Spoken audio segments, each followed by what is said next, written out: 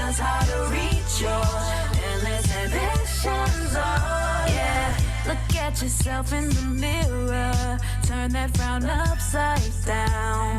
Show what you're working with. You can't depend on someone else to see your future. That part is up to you. Be a leader. You are a leader. You are a leader. Rising right up the ranks. You're a leader. Lessons will teach you. You gotta be a. Good afternoon and good morning to those of you on the West Coast. My name is Ebony Wimbush, President and CEO of AMAC. Welcome to the August installation of Legends and Leapers. Thank you so much for joining. As always, we've got another dynamic and engaging Legends and Leapers conversations planned for you today. But before we get started, I want to give you a few updates.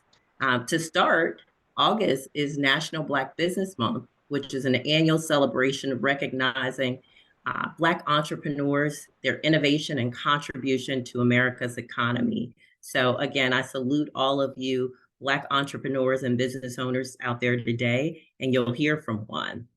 Also, AMAC has a couple things going on that you should tune into.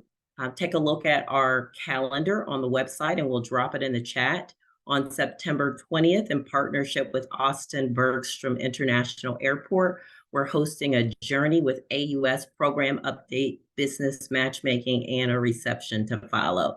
So for those of you who are interested in the billions of dollars of business out in Austin, we hope to see you in September.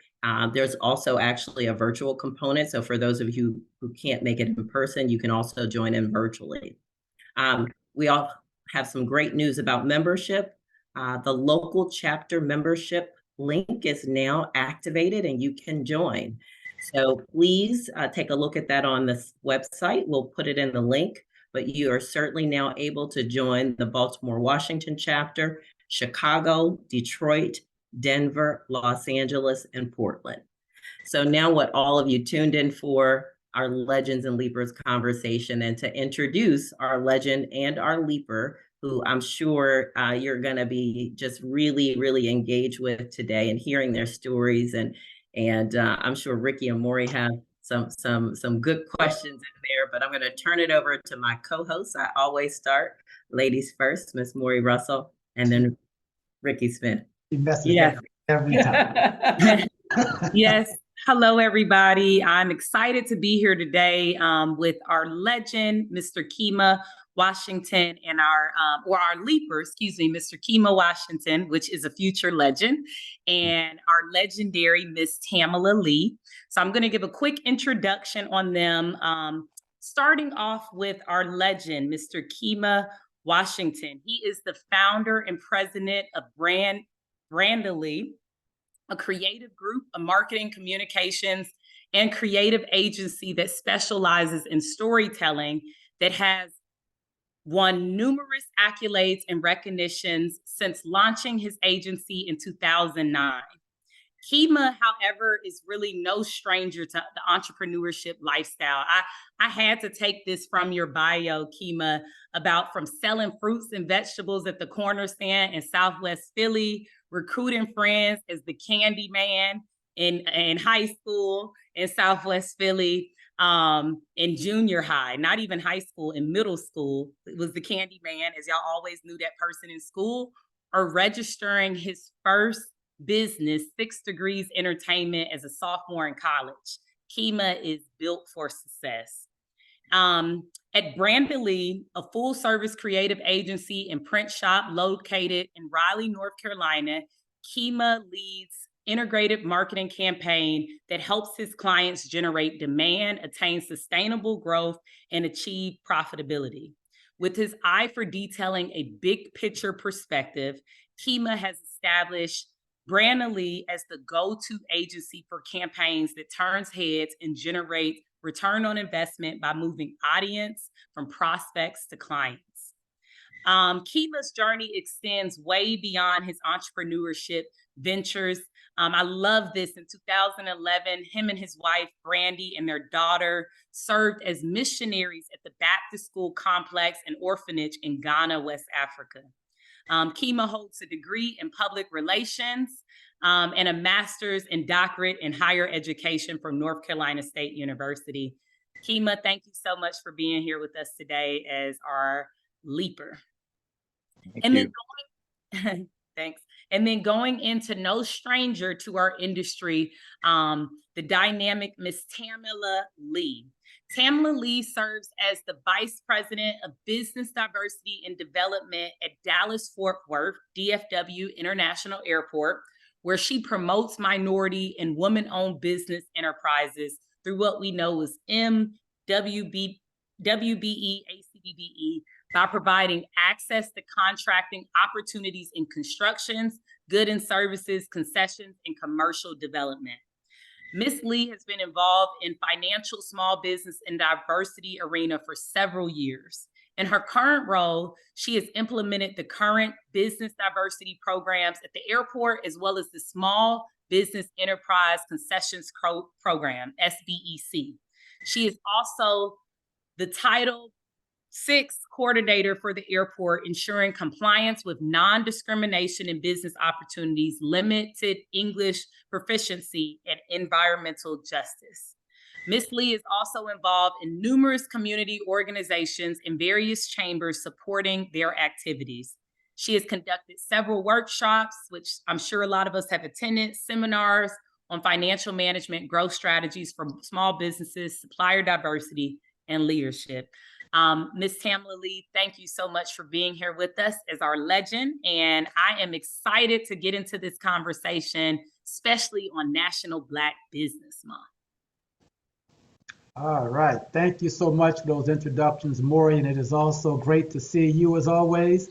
So Kemah, I your introduction talked about your storytelling, your ability to tell stories. Now, when I was a little kid growing up, and that was, albeit that was a very long time ago, we were always told, man, don't you be telling stories. In other words, don't you be lying. So I just want you to know, when you speak in this environment, man, don't be telling stories. You got to tell the truth, or this group will come after you, okay? And Tamela, it is always great to hear you.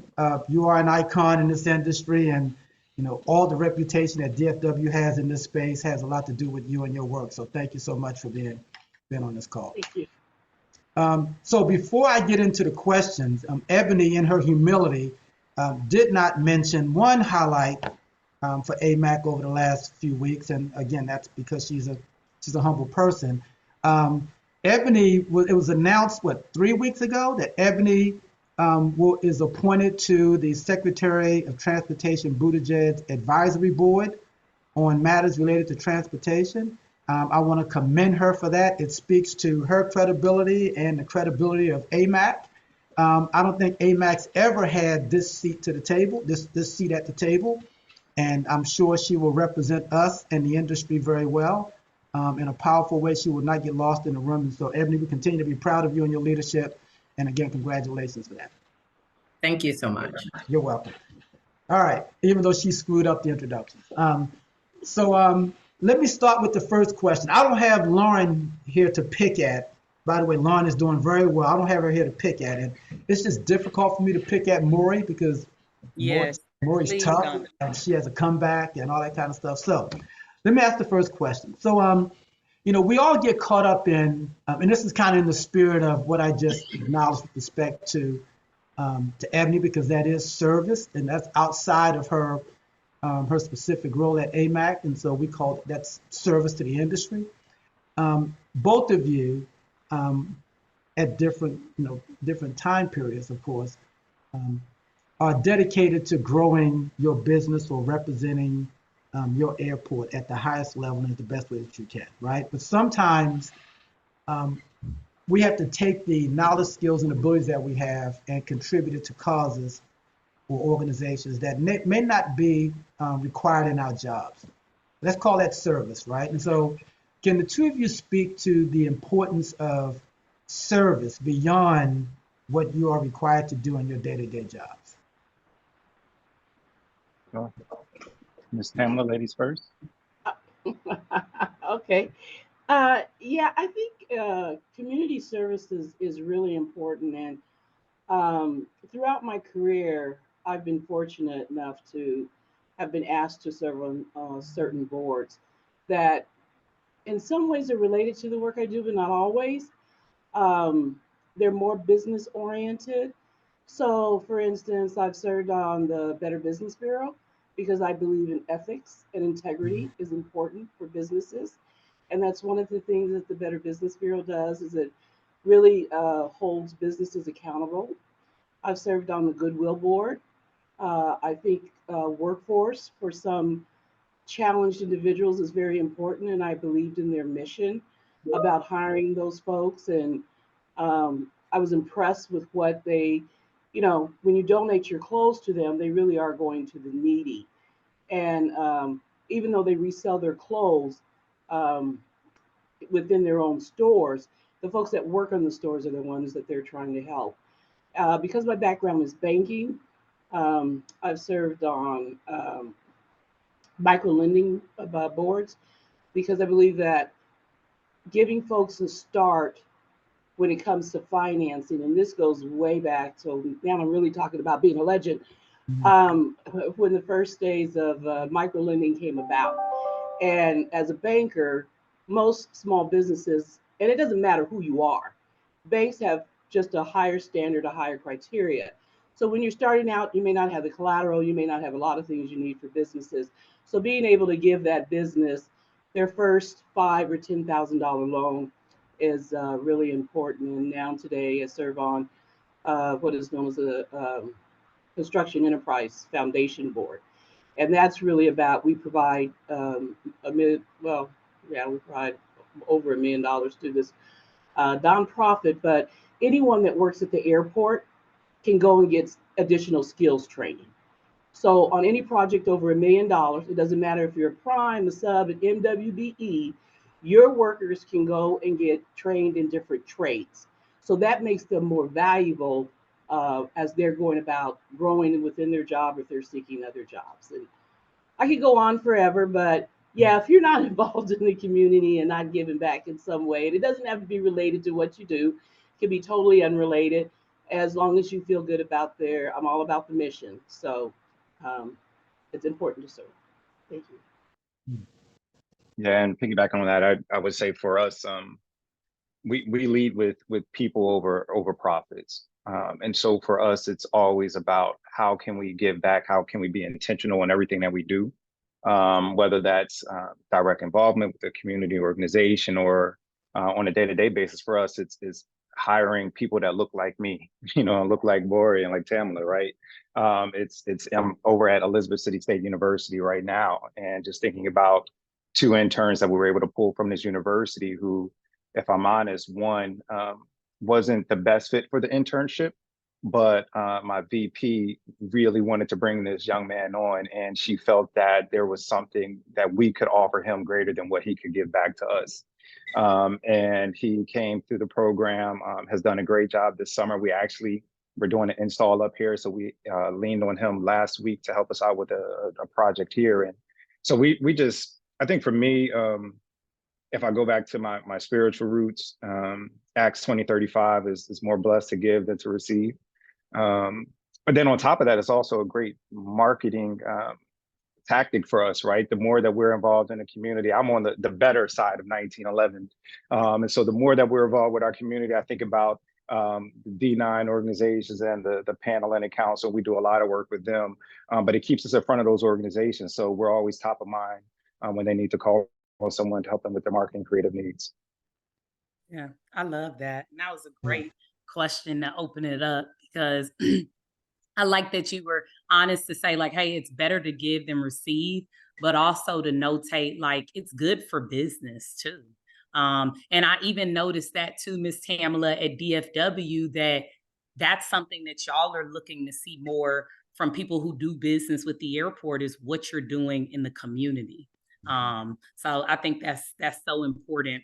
But I do want to ask Miss Tamela a specific question, just with the theme of this platform of Legends and Leapers.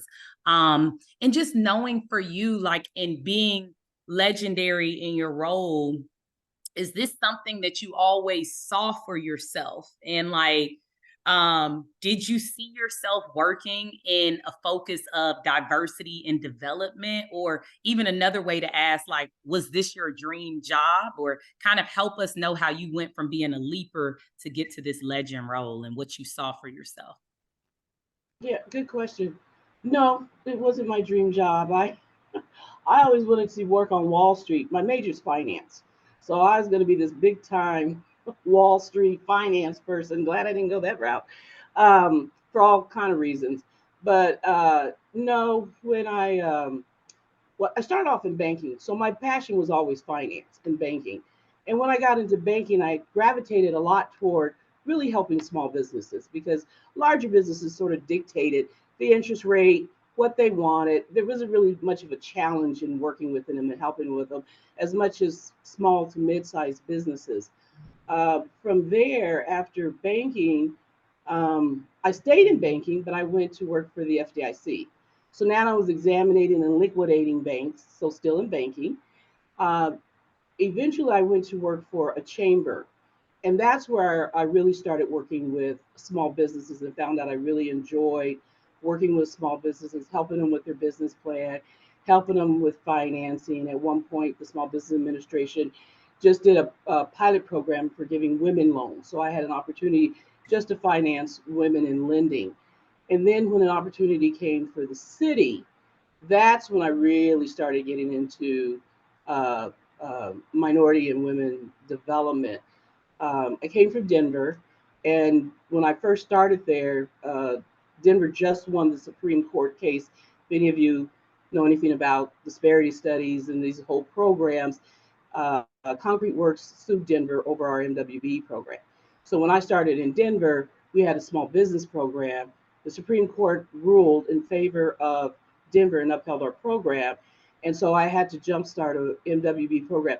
That's when my passion really took off, from really helping MWBs and how critical it was for MWBs, because I saw from the time Denver had an MWB program to the time they didn't, how many MWBs actually went out of business and how great that these programs help them. But for some of these programs, they're not often used in the private sector. So my passion to help them get work, whether then or even more importantly now, where I'm at here at the airport, is when my passion really took off. But I had no idea in a million years that I'd be working in this field, but I'm happy I am. Thank you. Thank you for that. And it kind of goes to Ricky's question about doing good work. You know, it's like you've been able to kind of find that good work for people, but then mixing it with your business and your career. So that's great. And then Kemah, like I've never, I'm sure I probably missed you, but I've never seen you in this industry. I didn't know who you were prior to. So like, can you tell us a little bit about how you, from your marketing and, your agency, like how did you get into this airport space? Like how did they even call you to say, hey, be on this AMAC Legends and Leapers? Yeah, so I was telling my niece is working with me in another business, and I was telling her that I stayed at the original Holiday Inn. This was probably a decade ago, and there are a bunch of quotes that are on the wall, and one of them is that there's two ways to get to the top of an oak tree. You can sit on an acorn and wait for it to grow, or you can climb the tree. And I'm that type of person that likes to climb the tree. So when you say that you haven't heard of me, it's because I am brand new. I'm literally less than 2.5 weeks into AMAC. We had a call with Chane Carter, who some of you probably know, over at RDU. And Ramon was on that call, talked about AMAC and said, this is an organization that you might want to get involved with if you want to do more business. And after that call, I hit Ramon up. 2 hours later, I was registered and then got a call for Legends and Leapers 3 or 4 days after that. But for me, my journey has been, it's been an interesting one. It's been an interesting one doing business with RDU and getting into this space. Quite honestly, what happened was we got a call one day from an organization who had a master marketing contract with RDU. And literally the conversation went like, we're too white, we need you. And I was a little thrown off by that because I hadn't got many of those calls. I get a lot of those calls now, but didn't get many back then. And then I learned about the diversity goals and the spending goals that were attached to that particular project that they were working on. And I realized that, okay, well, at RDU, at least at that time, I think it was 11% of that total contract needed to be spent with a minority vendor. And so we came on board with that project, started working with them. But quite honestly, we were doing most of the work. And so my wheels got to turning. I started to think, okay, well, if we're going to do all the work, how do we get to do business with RDU directly? And that's what started that journey. And so I started, again, I'm the type of person, I'm a climb the tree. So I started reaching out to folks, again, ran into Shanae. Didn't know many people at the airport. She literally walked me from office to office and introduced me to everyone in her office. Submitted a couple of bids, didn't get anything. Probably 3 or 4 years later, they threw me a project, some promotional items, some stress balls and ink pens, a couple $100. But it got us in the door, it got us in their system, and it got us to a point to where they understood that we could deliver on whatever it was that we were promising. Still another couple of years went by, didn't really get anything, still doing a lot of subcontracting work for them. And then we got a call to wrap some temporary barricades. And since then, it's just been a good look. And I think so much of it is, for me, is showing up, making sure that I'm participating, again, joining AMAC. And I'm looking forward to working with all of you. I'm that type of person. I'm going to call you. I'm going to email you. So just got to get used to that. But that's why you haven't heard of us. We're brand new, but we are certainly looking forward to making sure that everyone knows who BRANDilly is. Well, I'll say this, Kemah. If you were willing to follow Shanae down a dark path, you're a pretty brave brother, friend. I'll just put that out there. So that speaks to your character. So I want to go back to the kind of the service thing, but service in the industry. So if you look at your life in this industry, and I know, that's why we call it Legends and Leapers.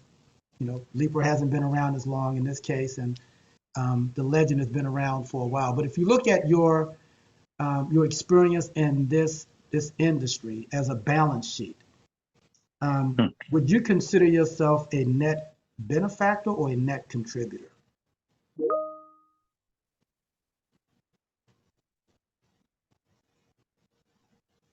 That's a good one. Ricky, I told them in the prep call, when they look up or look around, that's the eyes go up, we got you. And for the audience, just remind the audience, we do not tell them the questions in advance. That's one of the unique things about this program is, we kind of put them on the spot. And I might admit this might be the longest pause we've gotten to a question. So I'll take that one. I would say it's a combination of both.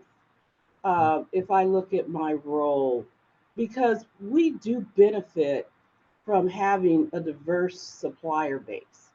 And when we look at the economic impact that our MWBs have in North Texas, it is quite a bit. I mean, from job creation to the tax base. So, and for what they do for the airport, having built this airport, if you look at a lot of our concessionaires that are in joint ventures, a lot of them are minorities. So we have benefited from MWBs helping to build this airport and helping to grow North Texas. Millions of dollars in economic benefit. But I also think that I am a contributor. And I think we all have to be a contributor in these roles, because if we're not growing the program and being innovative with the program and creative with the program, then it's not going to create opportunities for MWBEs. And I know that's kind of you didn't say you have to be both, but in some ways, if you look at the balance sheet, you have your assets, you have liabilities. I never want to be a liability. But I do feel like that I do have to contribute so that they can benefit from the airport, if that makes sense. I didn't want to use asset and liability. That would have been too easy. Yeah, and that was part of the reason for my pause. I mean, certainly we've been a benefactor, but I also don't want to sell myself or my team short in that the work that we do is good work, right? And the reason why people keep calling us, they're calling us for a reason, because we're either doing it faster, we're doing better. I wouldn't say that we're doing it cheaper, but certainly faster and better. But then on top of that, the intangibles. I mean, I think about my journey and understanding how this game works, and the conversations that I've had with other entrepreneurs and other MBEs, to help them get involved and to help them to show up and to have a seat at the table. And I think that's what it's all about, right? Like there's so much opportunity out there. I think too often in our communities, we don't have those conversations. And I'm fortunate enough to have forced a seat at the table, and I want to make sure I bring some other people along with me. Yeah, I love that. That's super important. And, kind of keep going with that question. Ms. Tamela, I know in your SBEC program, and I see it happen in your airport, and it really goes off what Kemah said, that when he first found out about the airport opportunity, it was a prime that was calling him like, we need to check a box. You fit that box. We want to put you into it. But they were really actually the ones doing the work. But at your airport, I know that, one of your goals and your team's goals is to get more small businesses performing as prime concessionaires, being able to go after these projects on their own, like Kemah did with, from just realizing we're doing all the work. Can you share with us, just being so close in that, like, what are some of the biggest struggles in that transition that you see? Finance, we know, is one of them. And if that's the biggest, but what is the biggest struggle with these small businesses, being able to take on these projects, whether it's construction, marketing, concessions on their own? And also, how are y'all trying to assist and work, and how can just people out here help in that process of those challenges? Well, it helps to have a really good concessions partner that also wanted to see these airport concession ACDBEs grow. So we listened to them, and a lot of them wanted to be primes, but sometimes the location or the packages that we were putting out didn't really lend themselves for them to compete at a prime level. So now what we did, and we just put out a package of 3. We kind of looked at an inventory. Concessions really kind of did this whole inventory on where would ACDBEs or small businesses thrive as prime concessionaires. So they really put out packages that would allow them to thrive. And we just opened up 3 of them that are doing extremely well. And then location, of course. Finance is still a huge impediment that we're trying to work out. How can we help them a little bit more with their financing? Because when they team up with the prime, it's the prime that's primarily putting up the financing for them. But it seems to be working out. They're coming with their money. Not all ACDBs are cashless or don't have the wherewithal. Most of the ones that are proposing do have the wherewithal to open up their own location. As far as construction is concerned, it really is about breaking down the packages into smaller packages. So we just put out a couple of QA contracts. I think all of them were between $5 and $10 million. And all of them had MWBEs that proposed on those packages. If you're going to put out a $50 million contract, you're not going to get even a huge MWB that could compete on that. But by breaking down our contracts into smaller packages, they've been able to prime. And even on some of our mid-size, they've been able to form joint ventures. And joint ventures aren't bad because it still gives them that opportunity to prime with the airport. And the main thing about being a prime is now you're doing business directly with the airport. You're getting that experience, what it takes for the paperwork. You're getting to know the people, and you're not always in a sub contracting capacity. As a matter of fact, when we do our goals, we don't call them subcontracting goals because we want MWBs to come in and self-perform those goals, and they're more than happy to self-perform. A lot of them do. So just listening to the community and knowing that they want to prime projects, they don't always want to be subs. That's not everybody. Some don't mind being subs. Some are just sub roles that you're never going to prime. But a lot of it just started with listening and creating the opportunity. Yeah, that's great. That's great. And then I do want to ask you kind of a question with how Kemah said that, hey, we were working with the prime, but we were the ones doing all the work.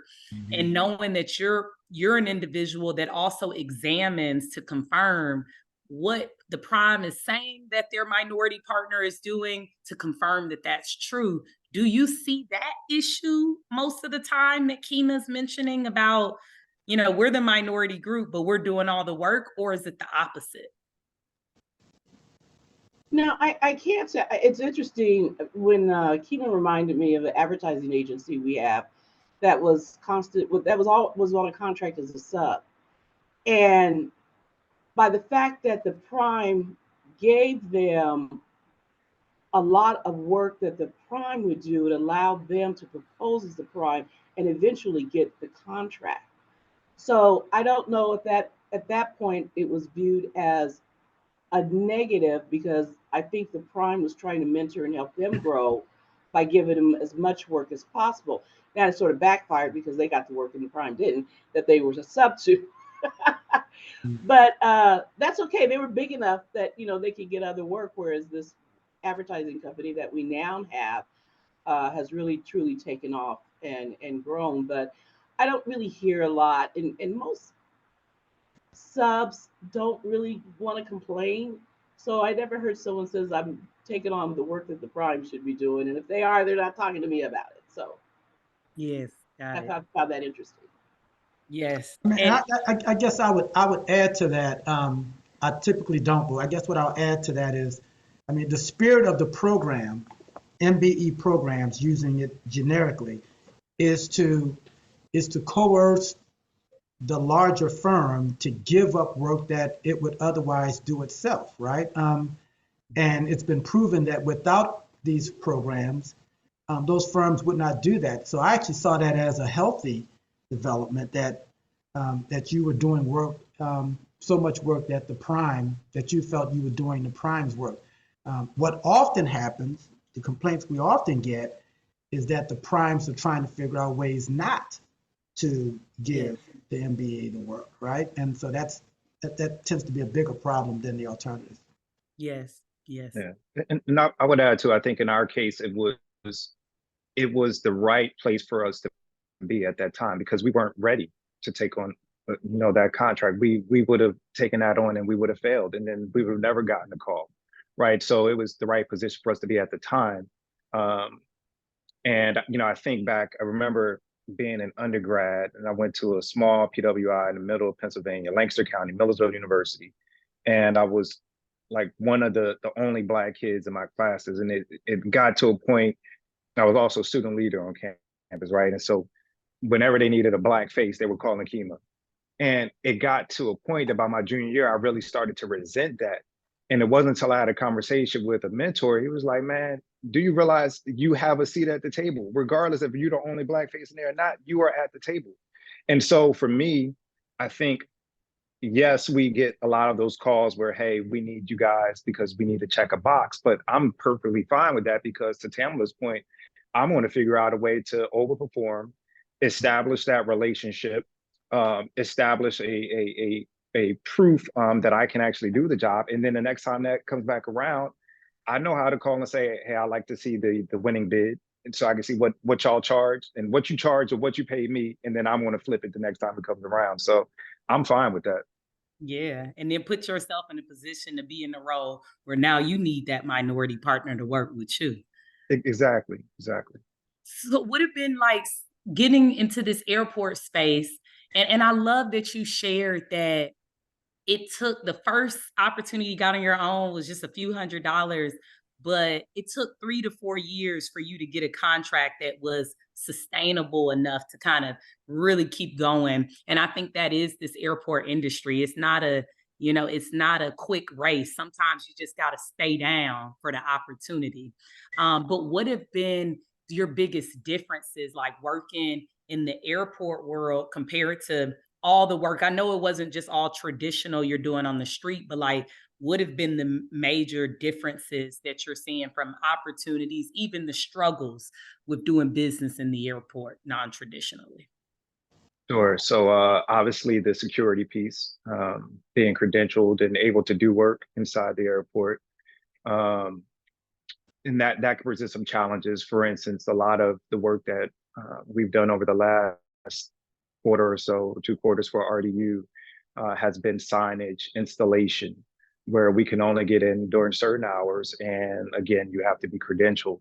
Well, if one or two folks who are credentialed end up with COVID or have a sick baby or on vacation, but the airport calls and needs something done, I don't have anybody else that's credentialed, right? So that's been a challenge. And I think the other piece is similar to that in that, um, and I hate to pick on Chane, but I mean, that's my only experiences with RDU right now. Shanae is pick-atable. So Well, when the airport calls, when RDU calls, and I think these were her words, they want to know that they are your only client. And yes, we know that you have other clients. We know that you have a life, but when we call you, we need you. And so that's been tough, right? Because I'm establishing the relationship. You know, I'm not Ms. Tamela right now, right? Like I'm trying to get there, and so we have to be available to do the work. But sometimes I can't move as quick as they need us to move. But I don't want to miss out on that opportunity. And so there's a struggle there with, do we really bend over backwards? Do I pay the overtime? Do I call in a couple favors so that I can fulfill the obligations to the contract? Or is this something where I just need to walk away from? But again, because we're in a place where we're establishing this relationship and trying to grow, that's been something that's just been challenging for us. So, I'm going to depart a little bit and ask more of a soft question. I'm sure both of you, having traveled alone, you probably find different points in your life where somebody or something inspired you. Can you speak a little bit to who or what, who is that person, or what is that event that inspired you most that you would attribute your success to? I can take that. For me, it was my first experience in Ghana, the church I was at, and we supported an orphanage and a elementary, or what they call a basic school over there. And the first time I went, this orphanage is in the bush. It's, you know, like in this mountainous jungle type area. You get down to the base of this mountain or this hill, and then you've got to, you know, go up another. I mean, by van ride, it's at least a 15-minute ride. You know, probably an hour to walk it. But at the base of the hill is where the running water was. And so you would have kids, and I mean, like, I've got a 13-year-old and 7-year-old who think that their life is so hard, but I'm talking 4, 5, 6-year-olds who are making that trip down and back to collect water. I remember seeing kids that couldn't have been any older than my youngest at 7, she was teaching younger kids. She had like a makeshift easel with a stick and was going through the alphabet with like probably 3 or 4-year-olds, right? And that just really changed my mindset. One, because I think here as Americans, we have so much that we take for granted. And then also it's just like the little things. Like here it was like, and I remember I was finishing up my doc program at NC State, and I remember complaining about spending those long nights at the library. And here it is, this kid who doesn't have access to education, who's only 6 or 7 years old, is teaching other kids and how much they value that education. And that really just changed my mindset. I mean, seeing 5-year-old kids hustle toothpaste and toilet tissue in the corner, where I can't even get my kids to come downstairs and take out the trash, you know, at the end of the day. So that really changed my outlook on life and how I approach things. Wow, that's a great story. That would change My my outlook on life too. For me, it was a mentor that I had, probably not straight out of college, but probably after my stint with the FDIC. And you know, soft skills are so important in understanding corporate politics, and that's what this person taught me a lot. about dealing with people, relationships, um, and just because you come out of college and you do your job, but just every day, and not just within the organization, but the community as well. And understanding which community leaders were this, which community leaders were that. So she was my gateway to understand the community. She was my gateway to understanding corporate politics. And she was my gateway to a lot of the soft skills that I needed. If it came to some type of letter that I needed to write, or speaking, or presentations. So I think about her all the time. We still communicate to this day, and I owe her all of that because that was something that I was really missing, especially as you start climbing the corporate ladder and you have to do more presentations, understand who your audience is. You're starting to see more of your executive team, your senior team, and how to interact with them as well as the community. So that was a life learning experience for me, Tamela. So, Kemah, you're an entrepreneur, and Tamela, you're a public servant, airport executive. You're in the business of making sure that entrepreneurs like Kemah have access to all that airports have to offer. And Kemah, you're responsible for positioning yourself to take advantage of those opportunities, right? And so if the two of you were able to switch roles, what would you do different or better?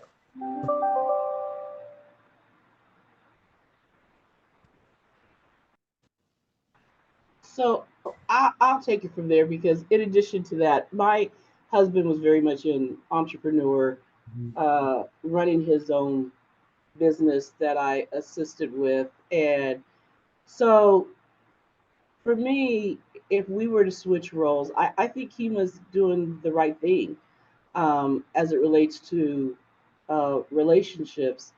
Take your time. I would say one of the biggest challenges I think for some small businesses is biting off more than they can chew. But at the same time, you need to keep your pipeline going. But I would definitely, I know it's tough now, and I listened to you, and it reminded me of some of the small businesses that we have here that are challenged now, where they're getting a really bad reputation. And no one will probably want to use them because they bit off more than they could chew. So if that one client, you have to do your best for them because they're going to be your reference going forward, I would do whatever it takes. But also make sure when you're getting into um, a project, or if it was me, I would want to really make sure I had the resources that are needed to do the project. And to your point, Kim, I think you're doing it right. Who can you call? Call a friend. Phone in. And also what you're doing now with AMAC. Is Shanae has opened up the door for you. Shanae can open up the door for you at other airports. Now, for local programs, might be a little different because a lot of airports have their relevant market area. But if it's something that you can do across, I would take advantage of her reputation in the industry and network. And what you're doing right now is what you should be doing. Thank you. I know you were answering in general, but I'm receiving that. And what I would say if I were to switch roles is, is that don't lose sight of the forest for the trees. And I think too often over the last few years, I've really gotten involved with the MBA DB space and working with folks in supplier diversity and DEI and all the alphabet soup. Too often, I think I've run into professionals who've gotten burnt out or have lost the passion for why they do what they do. And it seems like more often than not now, although I do recognize the change, and I don't know if it's just because of the affirmative action decision and what that has, what that might mean for the space. But I would say that I've run into folks who mean well, but have run up against so many brick walls. They just get to the point to where I'm just here at this conference because I need to be at 4 of these, or I'm just here at this matchmaking because they signed me up for 10 of these. I can't really do anything for you. Here you are, here's our portal. You need to go here and sign up, right? There are I'll speak for myself, very few examples like the Chane Carters who are going to walk you around door to door and say, this is my MBE. You need to find something for him to do, right? And so that's what I would say if I were to switch seats is don't lose sight of the forest for the trees, right? Like there are MBEs, MWBs out here who are willing and ready to perform. They don't necessarily need a handout, but they might need a hand, right? They literally might need you to take them hand by hand and hand in hand and walk them down the halls. And don't lose sight of your passion. I know that things are challenging. I know when I've never been in corporate America, but I would imagine there's lots of red tape and there's lots of boxes to check. But just think about that one MBA or that one small business owner that you've dealt with that really you saw something in him or her, and let that relationship, let that experience guide what you're doing, because there are so many of us out here who are ready to do work, ready to do good work. We just need y'all to just help a brother out. Well, before Maury jumps in and then Ebony comes in to close the show, I want to clear the record. People that know me know that I enjoy picking at people, and when I pick at you, it's because I admire you. I actually tried to steal Chane, right? I begged her and she refused to work with me, and that's why I'm calling her out right now. That's why I'm picking at her. I think she's an amazing talent, best in class, and so that's why I can pick at her so easily. So you were a smart man to listen to her, and you should continue to listen to her. She won't guide you wrong. Yes. Go ahead, Maury. Sorry. No, I was saying very true. And I really love that question that you asked them, and how both of you all are listening and just receiving what you can take from it. Because I know Miss Tamela, like telling entrepreneurs, like, don't bite off more than you can chew, is like, that's not even their MO. But it's good information that we need to hear. And same, Kemah, for you kind of mentioning like, hey, sometimes it's way more than just like the procedures of like, this is the process. Sometimes it's like they need a little bit more, and kind of that hand, not hand up, but just a little more special guidance. And I think that can be difficult in the space of, working with the state, city, airport, is like, you don't want to seem like you're not being fair to everybody that comes in the room. So, it's kind of I just can imagine it can be tricky on both sides on y'all's advice. But what an amazing question, Ricky. And, I have a question quickly for the both of you, and then one for Kemah. So maybe Miss Tamela can start. Like, Miss Tamela, like, what is the main thing that you want your legacy, to be remembered for? Like when you're gone or you're done, you retire, how do you want people to remember you?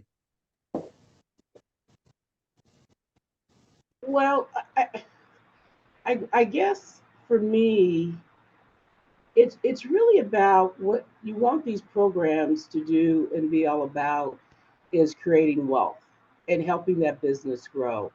And it really does excite me when I actually am able to see MWBEs grow of some size and start actually doing prime opportunities. And if I hear one or a few MWBs that come up to me and they do say, "Thank you so much. I wouldn't be here if it wasn't for you." That is what my legacy is. I can't help the masses of people out there, but for the ones that want to grow and the ones that need help, when they say, "If it wasn't for you, I wouldn't be here today," that's what I want my legacy to be. And that they've created wealth for themselves, for their employees, and have contributed back to the community. Yes, ma'am. Yes, ma'am. And it just touches on what you were mentioning, Kemah. And Kemah, same question for you. And then I would love for you, just because I know there are entrepreneurs, old, young, on the call, what advice would you give to somebody as an entrepreneur that gets weary or feels like, I can't keep going? I've been going after this for 10 years and nothing's come from it. What advice would you give them? But first, tell us, what do you want your legacy to be and what you're building? And then the second question. And that's it for me. Sure. So I have this thing. that ironically, it came out of the experience in Ghana of 552-445, which is dream, build, do, live, love, and laugh. And so as I think about my legacy, I would want folks to have seen me not just have these ideas. My wife says I have entrepreneurial ADHD, right? I just come up with all these ideas, but that if I could dream it, I could build it, and then I'm gonna go out there and do it. And it's gonna put me in a position to put others in a position to live more, laugh harder, and love stronger. And that's really what I want my legacy to be. And not so much, well, certainly for me, but that I can pull some other people along the way. Like I'm very proud, and I tell people this all the time. All of our full-time employees at BRANDilly are entrepreneurs and have their own businesses, right? And I don't look at it as competition. It's not like, oh, you can't do graphic design on the side. Oh, you can't install this signage on the side. But I want people who think entrepreneurially because they're going to make BRANDilly a better business. And so if I could help them along the way, that's what I would want my legacy to be. And then in terms of your question about entrepreneurs who get weary, you just got to keep showing up. I am an introverted extrovert. I am typically that person. I hate going to networking events. Once I get there, I'm cool, but I hate going to them. All these organizations signing up and going to this conference and joining this Zoom, it's a lot. But I'm telling you, if you show up, if you're present and accounted for, people, as you mentioned, Maury, like, how come I haven't heard of you? I guarantee you will hear about BRANDilly, moving forward. And I would say just keep putting one foot in front of the other. Sometimes you might take a step, forward and 2 steps back, but that's fine. You're still moving in the right direction. Just keep at it. So this probably will be the last question before Ebony, and this question is directed more at Tamela, but Kemah, feel free to chime in. So we're all aware of the recent Supreme Court ruling around affirmative action in college admissions. And then there have been some other, actions kind of inspired by that ruling that may have more of an impact on business programs, affirmative action programs in business. Tamela, can you share with us your thoughts on that ruling, given your legacy in this space? Well, I think it might just be a matter of time. When I think back to when Denver was sued by Concrete Works and it went all the way up to the Supreme Court looked a lot different than it does today. And even though we had Judge Roberts and Scalia write dissenting opinions, they still upheld Denver's program. I think now that they see what's happened with affirmative action, and in Texas, at the state level, there was a bill that was put forward to eliminate the MWBE programs. Now, it didn't go anywhere, but I would imagine if it gets enough momentum that you could see that these programs will go away. So I would encourage everyone to do whatever you can to help. And unfortunately, what happens is if we no longer have these MWBE programs, the first thing folks are going to do, so they have some program, is they're going to create a race and gender neutral program. So you're going to end up with a small business enterprise program.